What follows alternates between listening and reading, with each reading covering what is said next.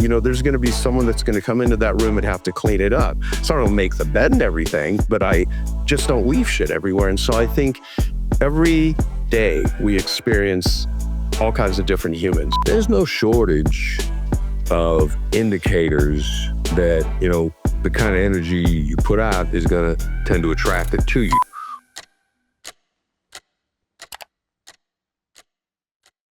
Do you guys find, because you both know a lot of successful people, the narcissism levels are higher with those that are financially successful compared to average people? So from any other than just my opinion or perspective, not any scientific researcher, I don't really know. I'm curious to say what Chris says to this.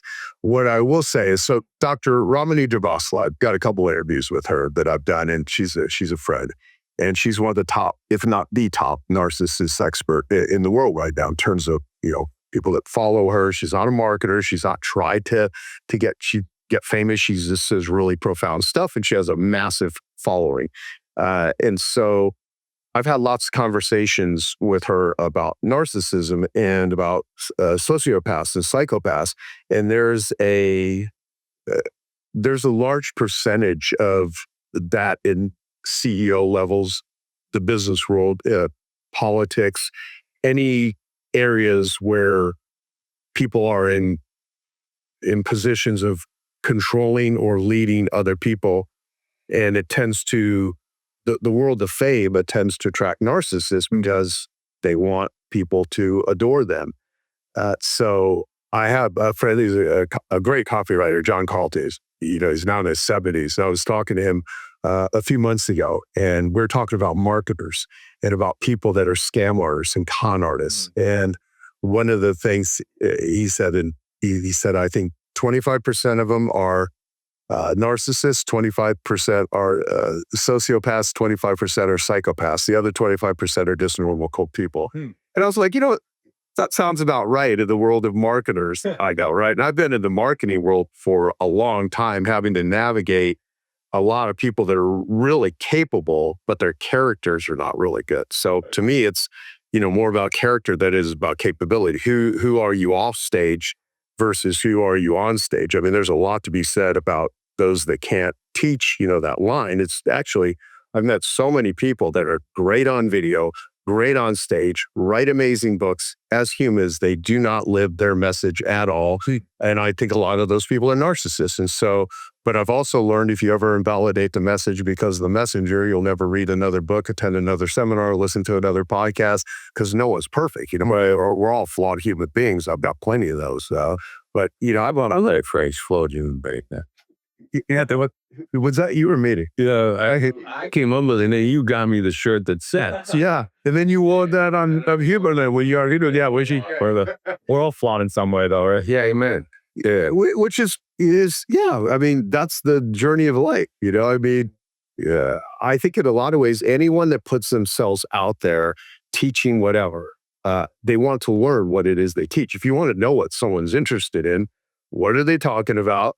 If they're doing a podcast, what's the theme of their podcast? Now, it could be all over the place, right? It could be a variety show on a bazillion different topics. But, people that write books on time management usually suck at time management. Really? That's on it, though, right? Yeah. Well, I mean, they're getting better at it. They're good at writing. They find other stuff and they're good at writing. Mm-hmm. So they write the stuff up without having actually tested the ideas in many ways themselves. And then people looking for books, and then it's hard. And then to Joe's point, it's sort of hard to sort out. Whose good book is based on their experience, and usually people that are really good at what they do are great at explaining it. It's one of the. And I'm listening to Jeff Van Gundy talk about coaches in the NBA a couple of years ago. He said you find the great players are not great coaches, and most of the great coaches, they probably didn't start on the team, like Phil Jackson. A couple guys, you could argue who's the best coach ever in the NBA. Phil Jackson being in that conversation. He didn't even start for the Knicks. Now, he played on a championship team, so there's a pretty good chance he would start at other places. But he didn't even start for the Knicks. So, yeah, the ability to do something really well and then be good at explaining it are usually two different things. Now, and Joe is good at explaining it, but he's far smarter than he realizes. Like his ability to marketing.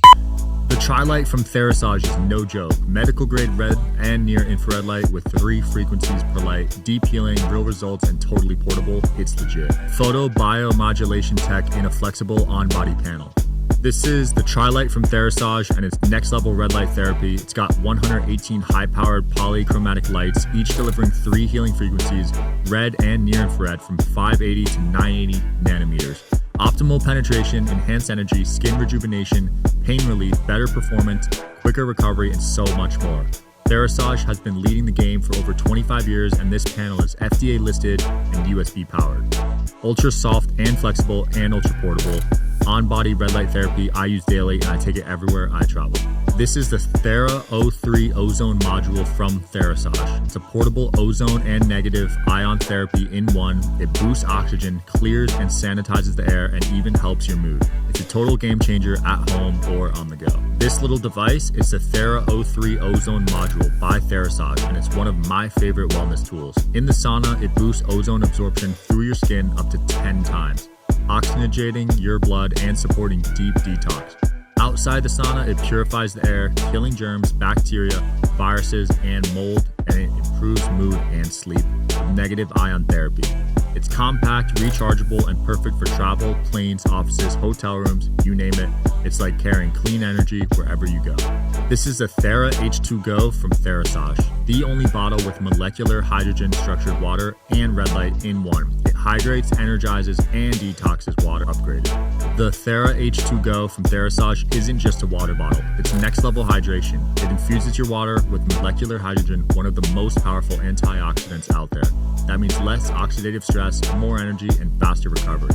But here's what makes it stand out. It's the only bottle that also structures your water and adds red light to supercharge it. It's sleek, portable, and honestly, I don't go anywhere without it. The conference we just got done with, I got a youngster with me that's learning marketing.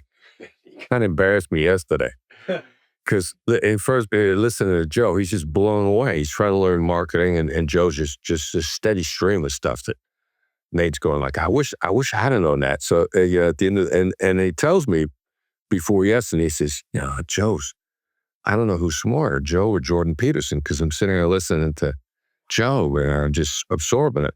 So we do this exercise yesterday at the end of the conference. Joe wants people to say what they got out of the conference and who are they most grateful for. He's not really fishing for compliments, but he's just trying to spread the gratitude.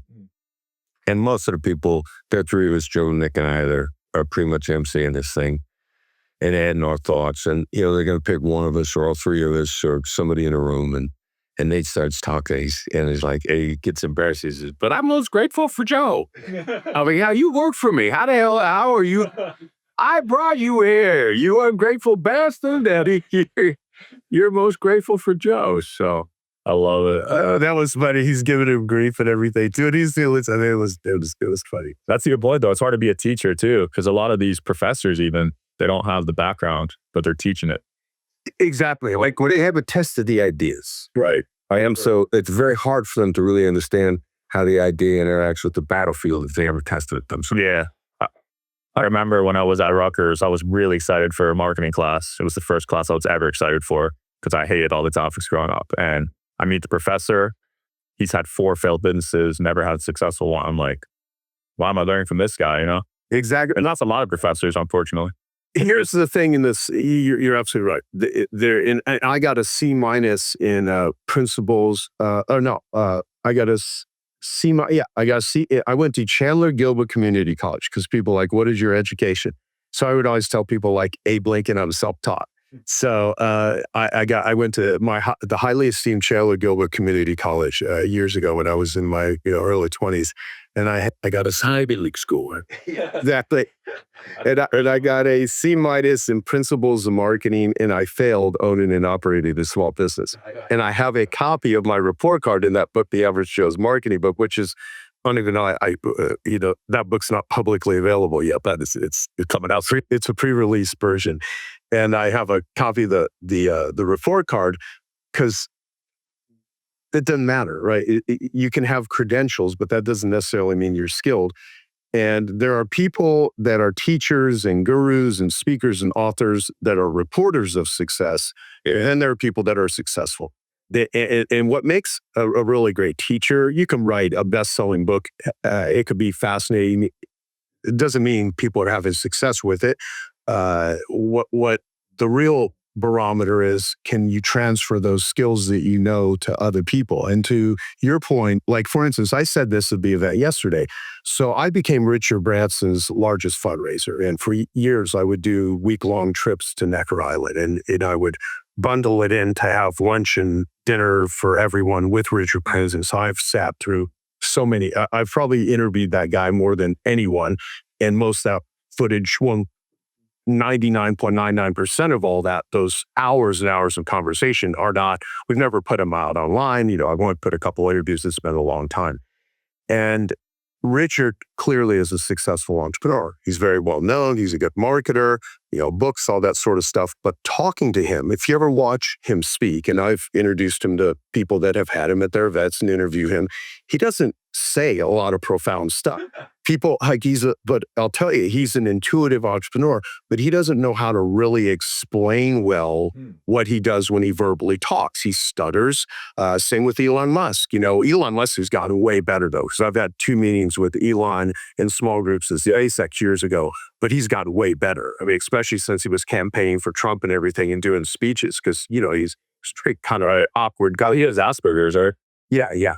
Yeah, but I'll throw in a shameless promotion from what you said about Richard, because I'm on masterclass. Branson's masterclass is a great masterclass, and so they produce that well. And obviously, for what you're saying, impromptu conversations in the kitchen where you guys are getting coffee is one thing, Right. But Branson's masterclass is worth watching. So he just needs more structure of his split. To set something, in many cases, that's going to be what it is. And they prep them in the masterclass. People put in so much homework before they do the episode that they make it easy for a guy like Richard to do a great job explaining what his mojo is, as well as anybody's ever going to explain it. Got it. Yeah, and so to that point, if you have someone that helps you take your knowledge and your wisdom and package it, that, so it's the packaging of the wisdom, it's the extraction of the wisdom, and then it's the selling and the marketing of it. So oftentimes, like, my partner is a brilliant, amazing, sweet, caring, the most non-egotistical, could give a shit about fame, doctor. She's a vaginal plastic surgeon at one of the top in the world, and she's an integrative doc. And she has a handful of billionaires that pay her $50,000 a year to be the concierge doctor. She doesn't try to go online. She's not on social media. She didn't know how to do it, and she's a great doctor. But I help about 20% of my Genius Award numbers that are the health field. So I know a lot of psychologists, psychiatrists, integrative docs, functional medicine docs, naturopaths, you name it. And when someone focuses on becoming a celebrity doctor, as an example, it could be any category, so I'm not picking on doctors, they usually become not as good at doctors because they're putting all that attention on how to get known versus, treating patients and stuff. So it's an interesting mix where you don't want to lose. See, what I've always admired about Chris, I mean, he's the same dude that he was before he sold over 4 million copies of Never Split the Difference. He's the best in the world now at, he's the top living, negotiating expert, but he's really good at teaching people. And I don't say this sort of opinion. I've done to the Black Swan trainings that they do. I mean, every time we do an event, there's people that come up to him, you've changed my life. I'm saying this, I'm saying that. I mean, he's just the same guy, but he doesn't, he knows how to engage with the ego and the stuff that comes along with it, which I guess we're talking about that particular area. So part of it is what I want to share with young people is don't believe your own PR.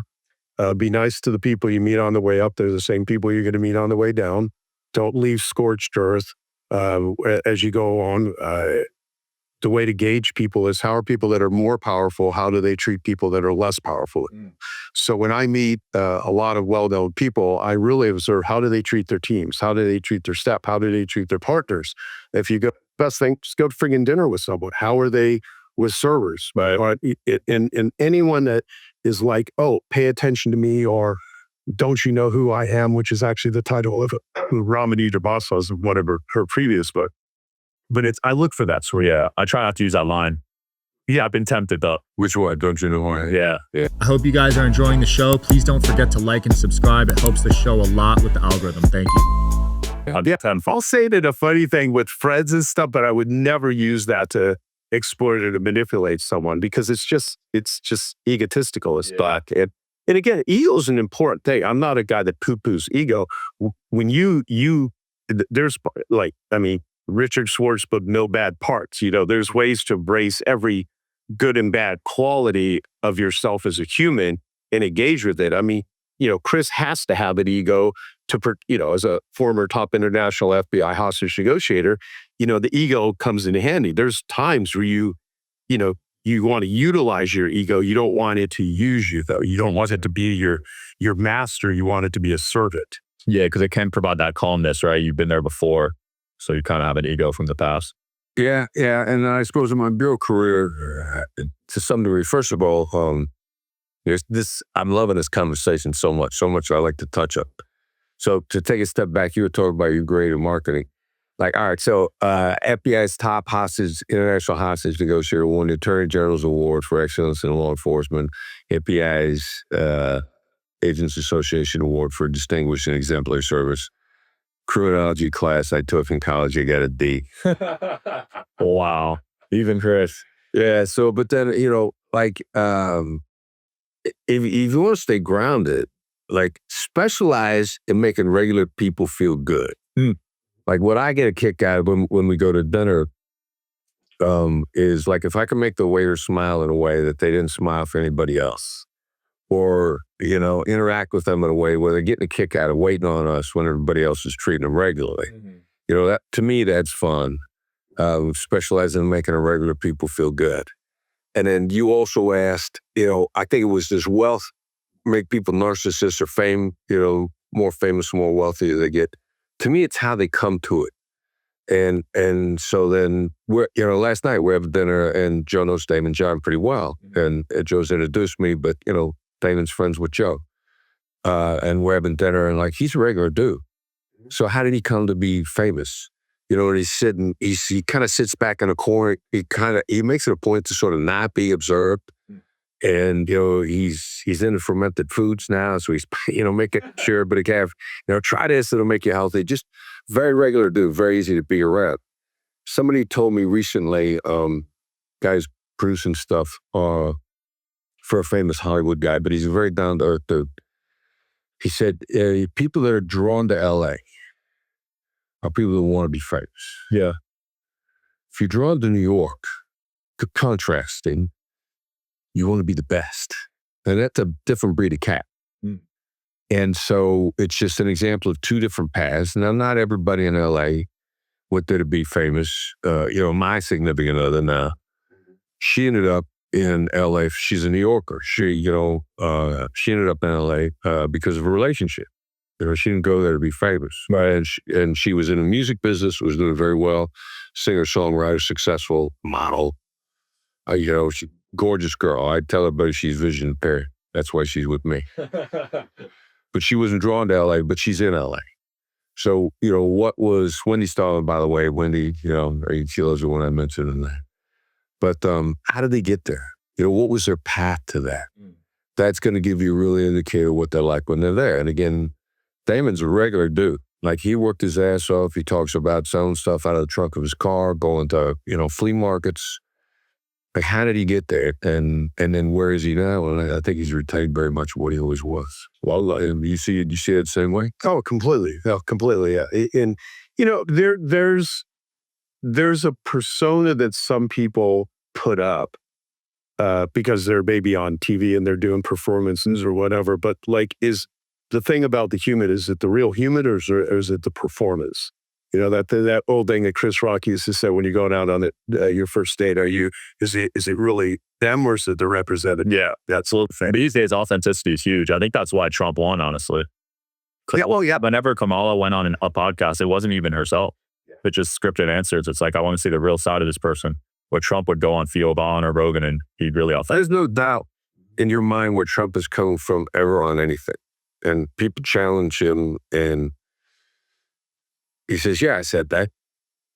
And, I learned, we talked about this the other day. You want people to trust you. Take the word trust out and put in the word predictability. Like, I want to know where this dude's come from.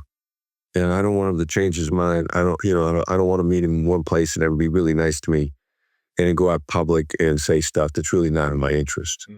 And so people trust those that they can predict where they're coming from.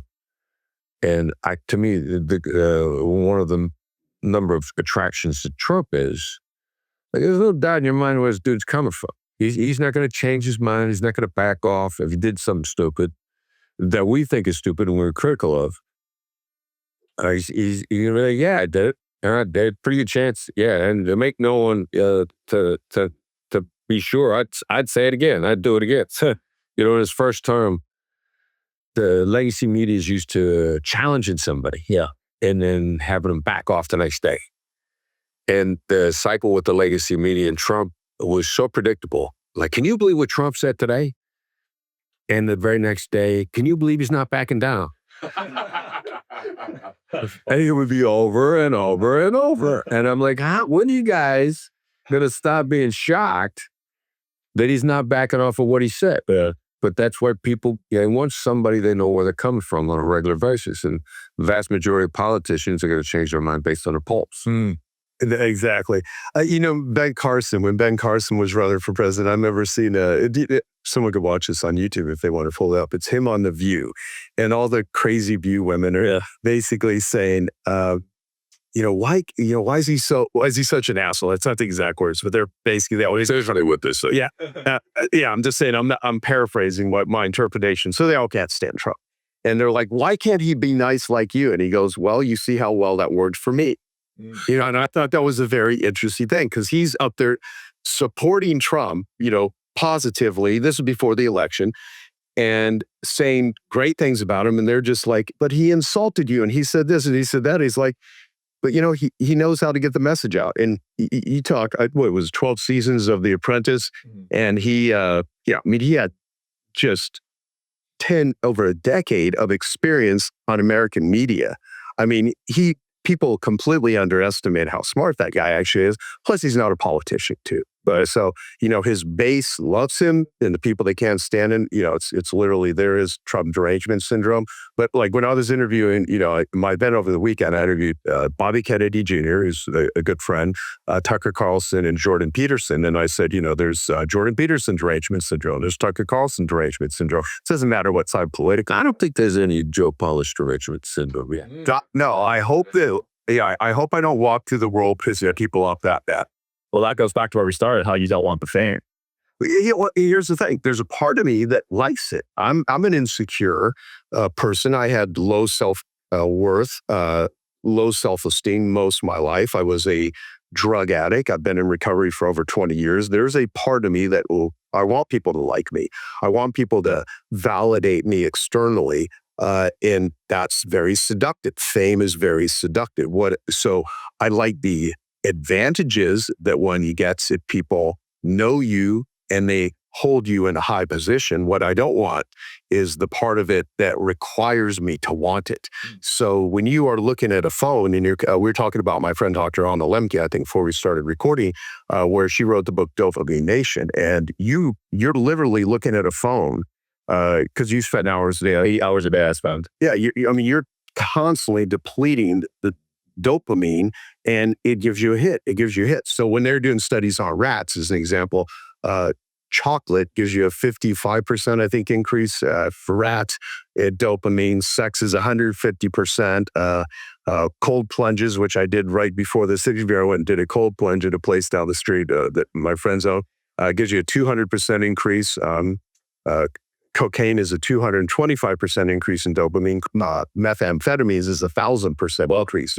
So that's why people do drugs. That's why people gamble, porn. I mean, there's always that destroys people too. total. Yeah, and it removes empathy too. I mean, that's all. Oh, really? That proves empathy? Yeah, like I mean, without going long into it for timing purposes, the entire German army was being given methamphetamines during the war because they would fight more aggressively, they would sleep less, and they would eat less, trying to feed soldiers. So if you're looking at all these wars in the world right now, I can guarantee you that amphetamines are a big part of it. Wow. Were you going to say something? Well, I'm digging what you're saying. So we go to Yeah, they have to. I didn't know if you were like, I got to play it. So, thank you, though. Appreciate that. You got it. You got it. So years ago, I was sitting with my friend, Dr. Pat Cart. He's the top sex addiction doctor in the world. And I'd done an interview with him years ago. And we were talking about addiction. And he had got a Fulbright scholarship to like do a study on linking genetics to addiction and how someone would act out their addiction, because there's no such thing as just a pure alcoholic. It's like some drink wine, some drink into, blackouts. Other people, might be a woman who drinks 2 glasses of wine every night and doesn't show any signs of intoxication, but cannot function without doing that every day. We were talking about that sort of stuff, and we got on talking about the methamphetamines, and he was telling me, the latest studies that we've been researching is long-term usage of crystal meth removes empathy, which made sense why the German army could do things like concentration camps because they had been zapping their empathy system. So a book called Blitzed, Drugs in the Third Reich, explain all of that. So I won't go into detail, but I'll tell you, you don't hear that story a lot, that World War II was in many ways caused by addiction. Not at all. I never heard that take about World War II. Yeah. So this Certainly fueled by addiction. Yeah. So say cause, and people can argue that. But to go back to faith, we both have a dear friend, Dan Solomon. I've known him for years. I founded a company called Strategic Coach. And so Dan talks about, I do a podcast with Dan, and growth versus status. If you're pursuing status versus pursuing growth, you will show up in a different place in your life. So some people would rather be well-known than well-paid. I'd rather be well-paid than well-known.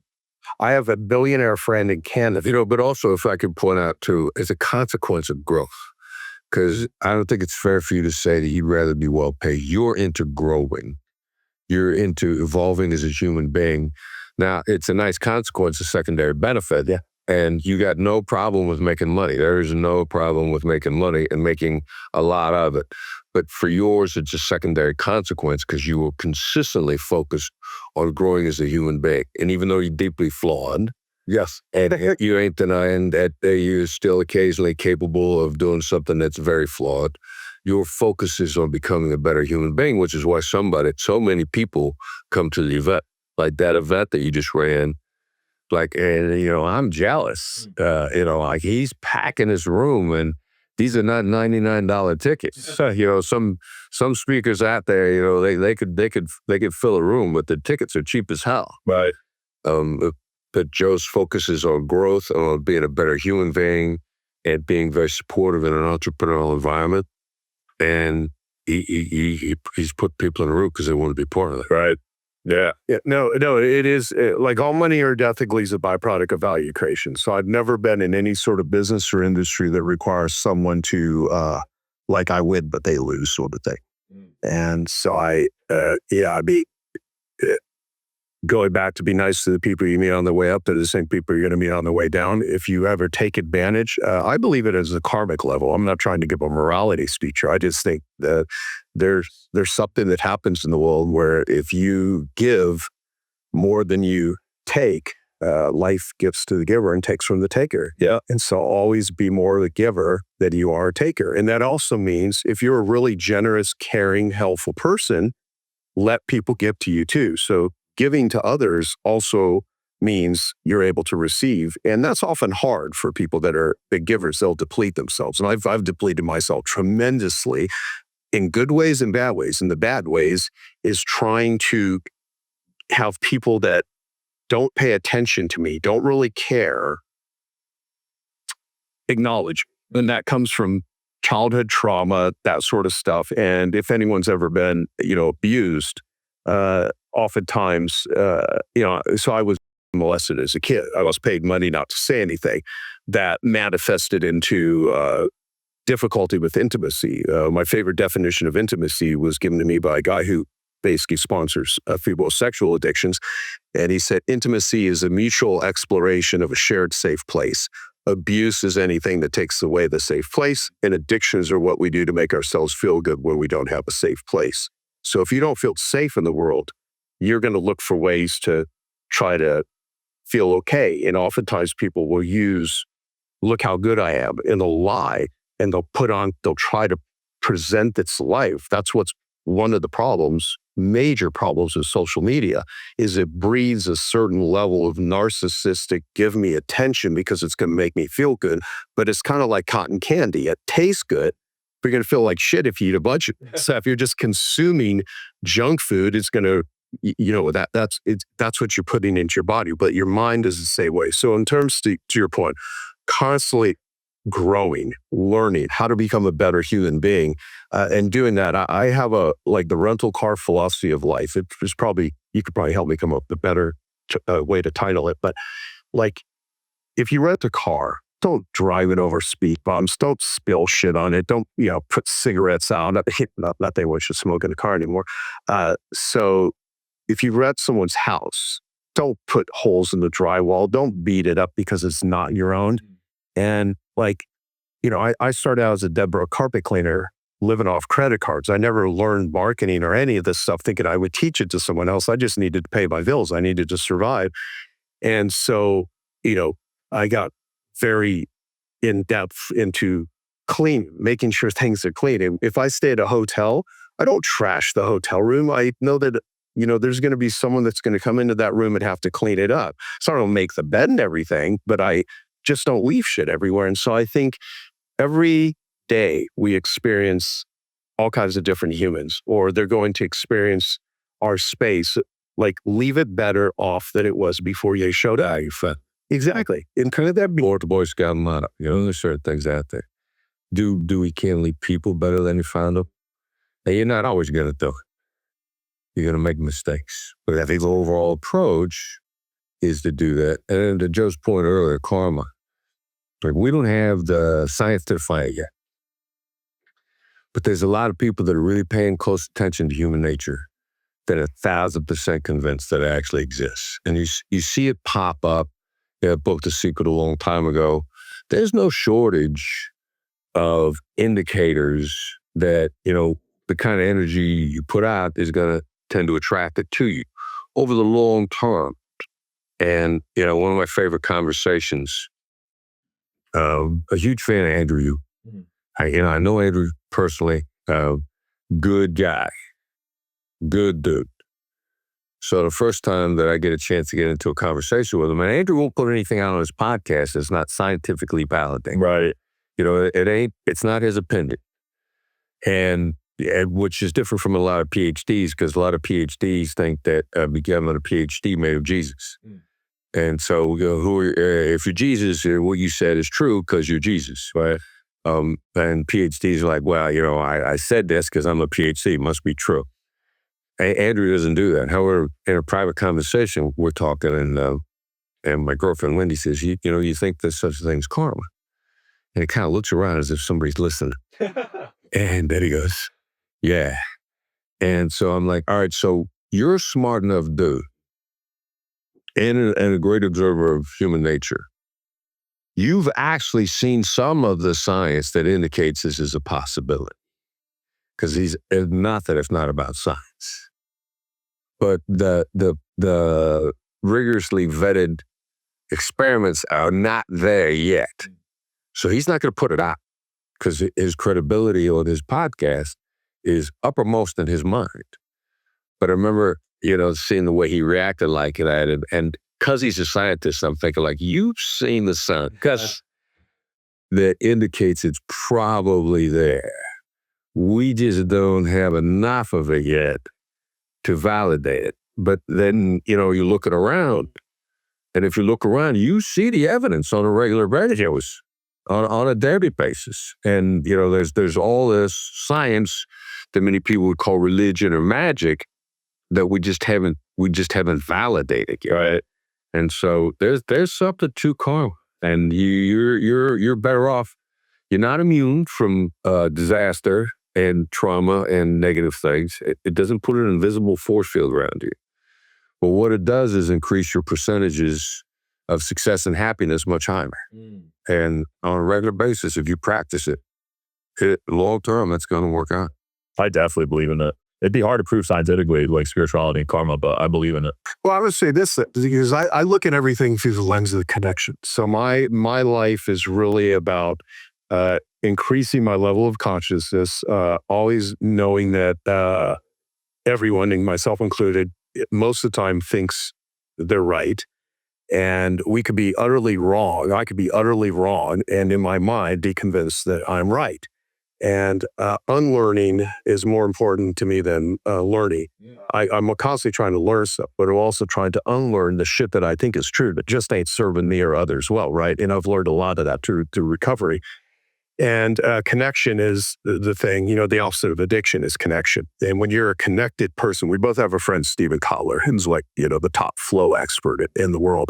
And he's done tremendous amounts of research on it and learned how to get into flow. And, if you take total human despair, just pain, addiction, hopelessness, suicidal, or bliss, flow. Now, everything in between is life, vacillated between depression and anxiety and loneliness, because sometimes where we're at in our life, if you're sleep deprived, if things aren't working out, if you have a death in the family, a disease, you're just not physically or mentally doing well, that you're going to be in a different state than if everything's working. And so the thing that I always try to look for is what connects me. And from a karma standpoint, you know how you feel when you are doing well, when you're not taking advantage.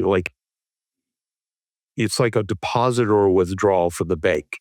If you're doing more withdrawals for people and from life, you're depleted. If you're putting more deposits in, and it's a little bit of art and science, but the fact is, I used to ignore red flags. I would keep on. I really like that person. I really want to believe in that deal. I really want to believe that this relationship is going to go in a particular way.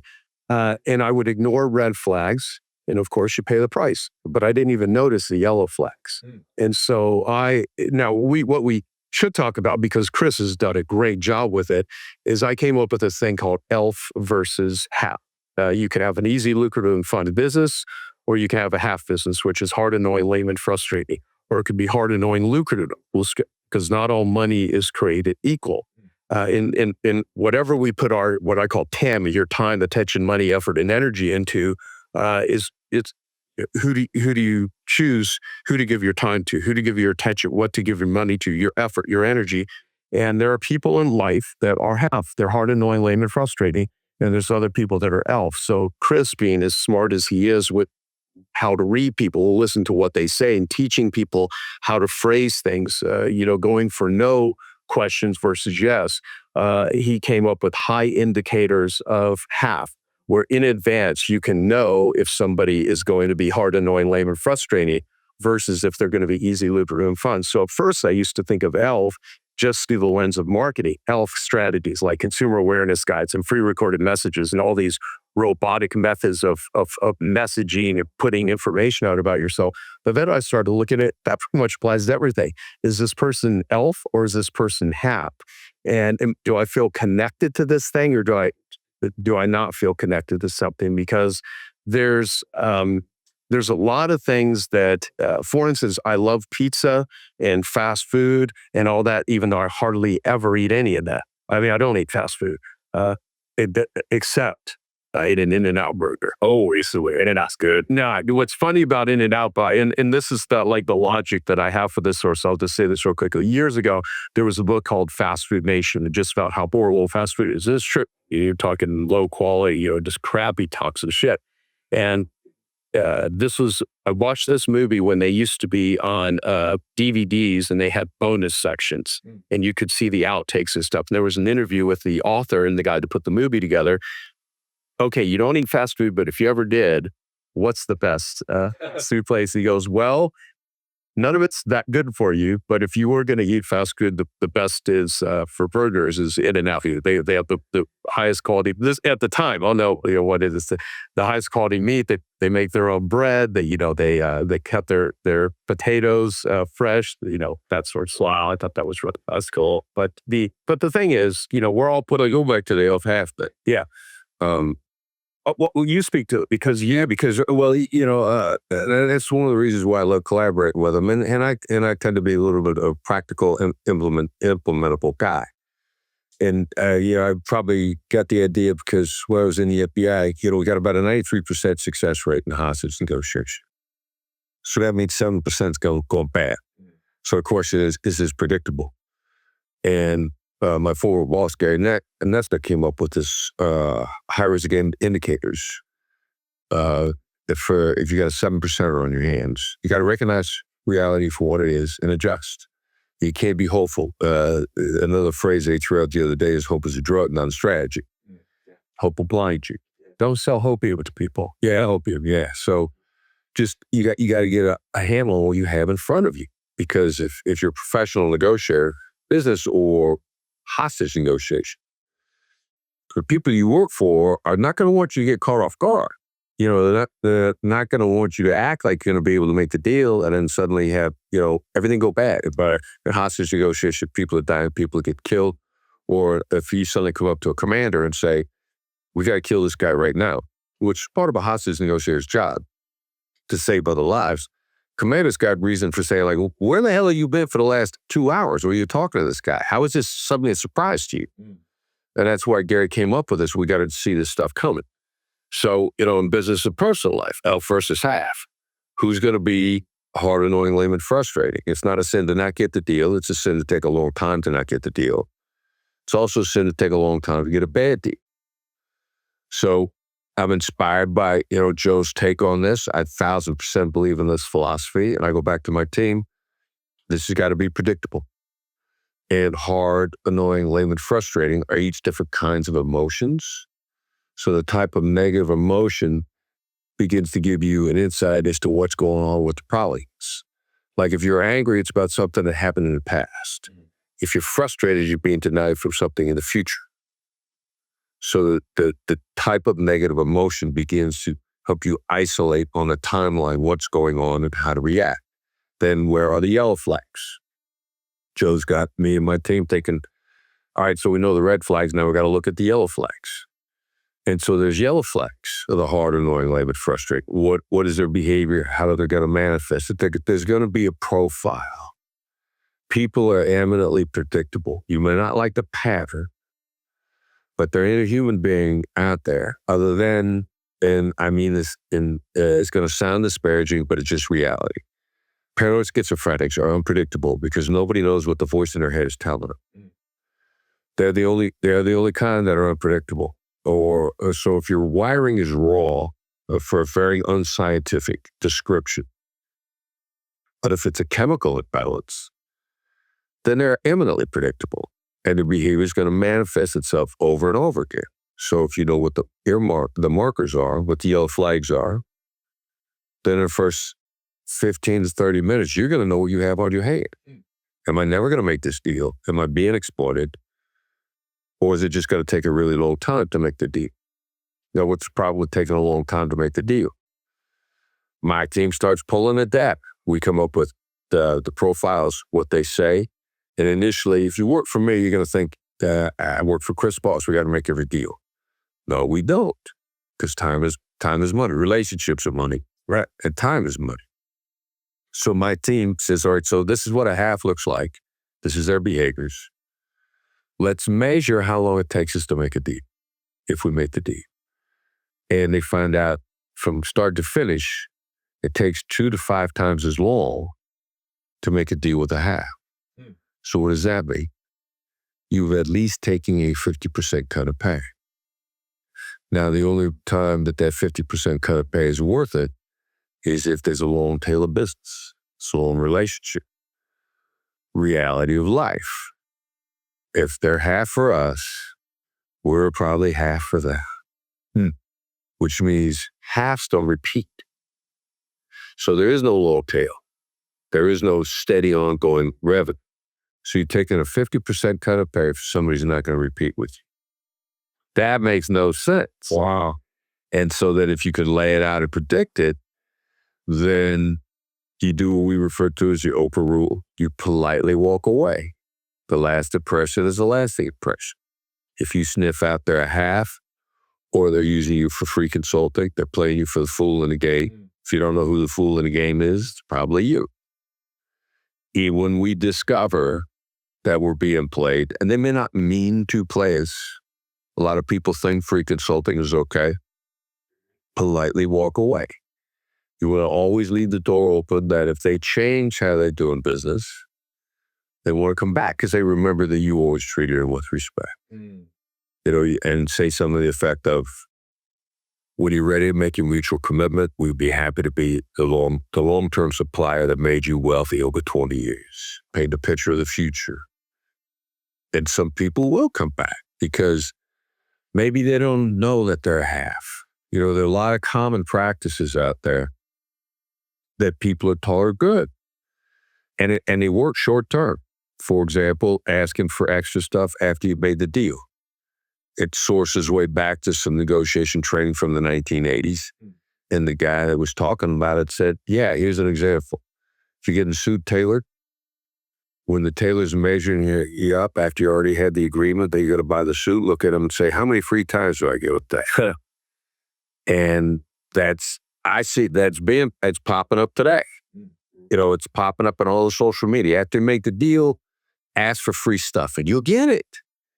And so they get a reinforcement without knowing it that wow, this works.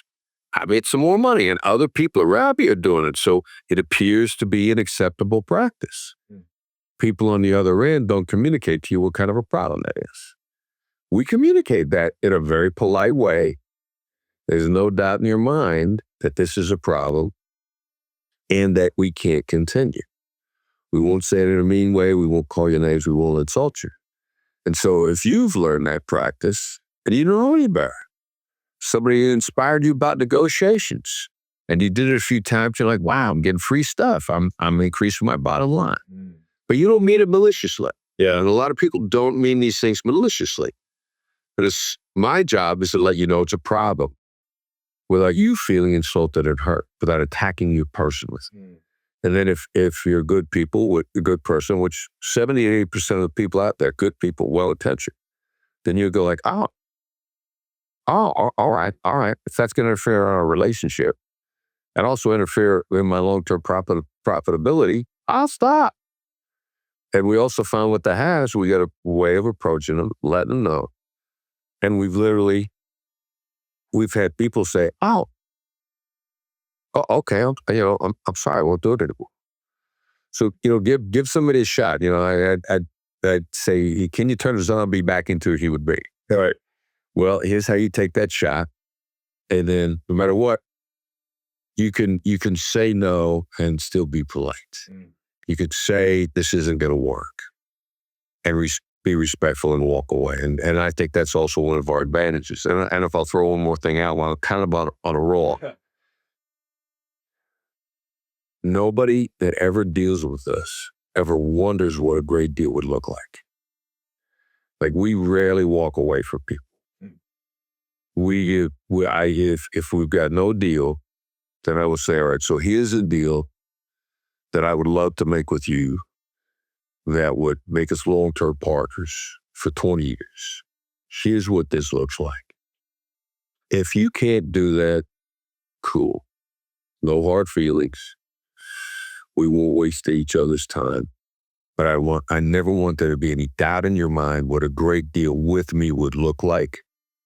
Because I never want you to wonder. If you just told me, I would have made that deal. And so then you have the opportunity to knowingly walk away, knowing the door is always open to come back through it.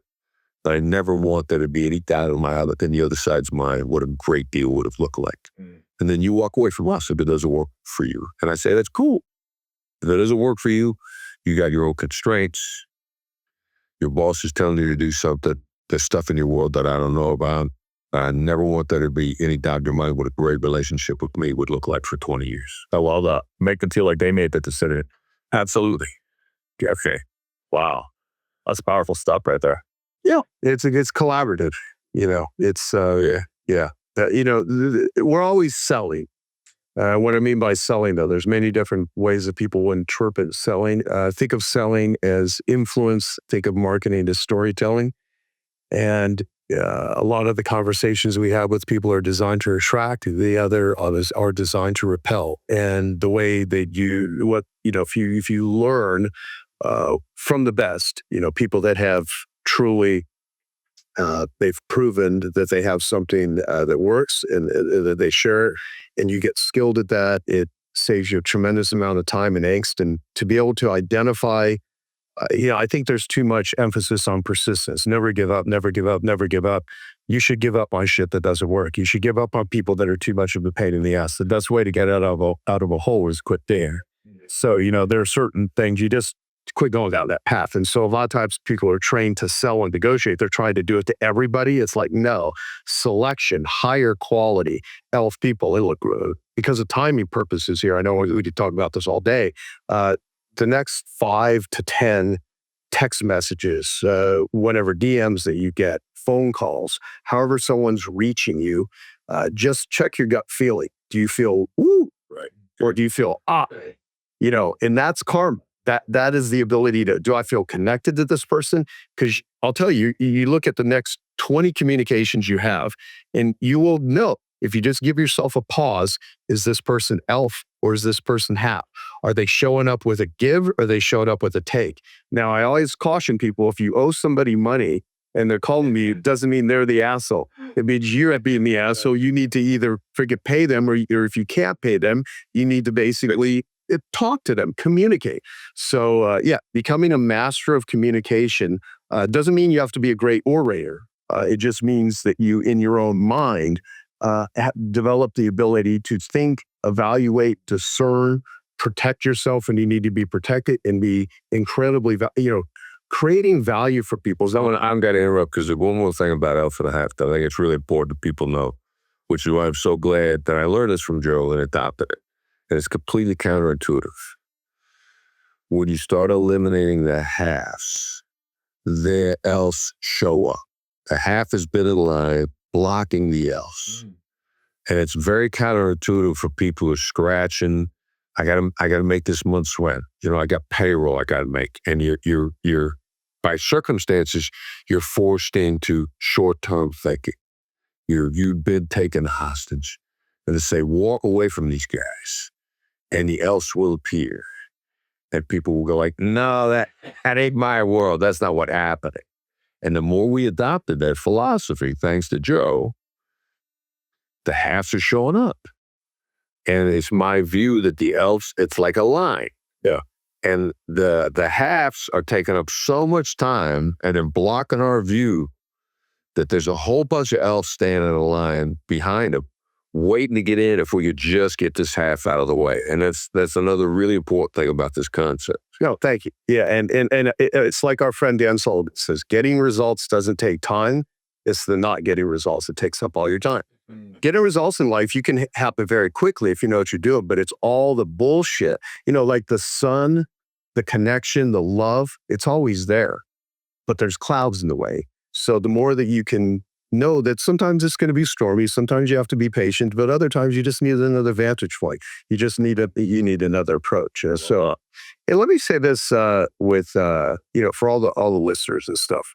I imagine, what's the makeup of your audience? Mostly, On the younger side, 25 to 34, their biggest age range. Yeah. What I hope, like the question to ask is what's in it for them when you approach somebody. No one really cares about me. Some people do, but you have to give them a reason to care. And part of that is caring about them, having standards, operating in a certain way that people will be attracted to you, learning skills. I've done an interview with Cal Newport, a combination of this first book, which is so good they can't ignore you, and deep work. And we live in a world that's shallow. So don't be in the transaction business, be in the relationship business. If you're working for somebody and at a gut feeling, they're not good people or they're not really helping other people, find something else. There's a million ways to make money in the world. It doesn't come easily. at first. So the challenge with an elf business versus a HAF business is oftentimes you have to actually work pretty hard in order to make things become elf. But the effort is worth it. And there's, take care of your health, take care of your relationships. It's one of my favorite. The proverb is, he or she who has their health has 1,000 dreams. He or she who does not has only one. So when you're young, you feel invincible. I mean, when I was 18 years old in my worst state of cocaine addiction, I waited 1 week. I had been freebasing cocaine every single day for 3 months straight. And there was 1 week where I got down to 105 pounds. I burned a hole in one of my molars from the smoking cocaine. And I was suicidal. I've had guns in my mouth. I mean, I felt totally depressed. And it was because I was living in a certain way. I was, wrapped up in addiction. And so I got sober from drugs, but I never dealt with the trauma that came from my childhood stuff. So I became a millionaire before the age of 30. And that was a problem, though, because when you have money and you're an addict, you can buy almost anything that your crazy brain could come up with, right?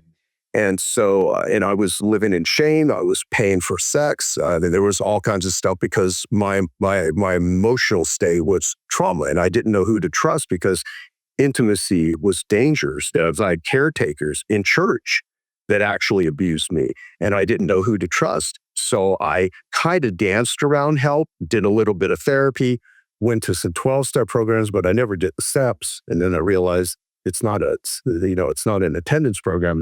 It's a step program. So what I'm trying to say is pain is a messenger. Elf people don't have as much pain attached to them as HAF. HAF people are painful. When you have pain in your life, don't try to numb it with a drug or drinking or escapism. Look at it. What is it trying to tell me? If your back hurts, if your neck hurts, there's a lot of pain in the world. And if you can be a pain detective and find the pain of other people and help soothe it, eliminate it, assist them with getting out of pain, not only will you develop a lot of great relationships with people if you're very helpful, but you start noticing the pain in yourself. So wherever there's anxiety, there's opportunity. If people didn't suck at negotiation, Chris Voss would have no reason to try to help people. Same with marketing, same with addiction recovery. So I avoided for a long time doing some of the deep work on myself, but I feel more free, more connected than ever. It doesn't require me now to, like he said, I don't ever poo-poo money. People say money is important, try living without it. People that say money can't buy happiness, that's stupid. I buy happiness all the time. Even if you have a lot of money and you're miserable, you can help other people because of making money. So that's fine. If your goals are to make money, the thing, though, is you have to look at yourself as a vessel. So look at yourself as $1 million racehorse. If you had if you had a racehorse and every time that horse ran a race and it won, you made $1 million, how would you treat that horse? You'd have the best trainers, the best food, the best nutrition. You would sleep exhaust the horse. You would have the horse up till 3 a.m., watching core. The horse would have been the race. You wouldn't have the horse hanging out with unethical loser horses. You wouldn't be cheating in the races. You would be, and if you treat the horse well, that horse makes you rich.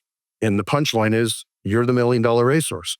Treat other people well, treat yourself well, and continue to learn. What events you guys got coming up and where can people keep up with you? Well, you go first, Chris. In March on St. Patrick's Day, we're going to take a shot. We've been doing a lot of smaller training events. We're taking a shot at our first big negotiation mastery summit. We're going to be in Louisville.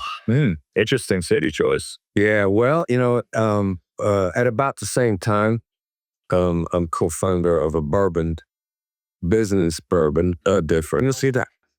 We're going to start shipping it. And so being in and out of Louisville over the last year, tasting the bourbons, it's a very difficult task. It's very, very hard work. Tasting bourbon. Must be difficult. It's very stressful.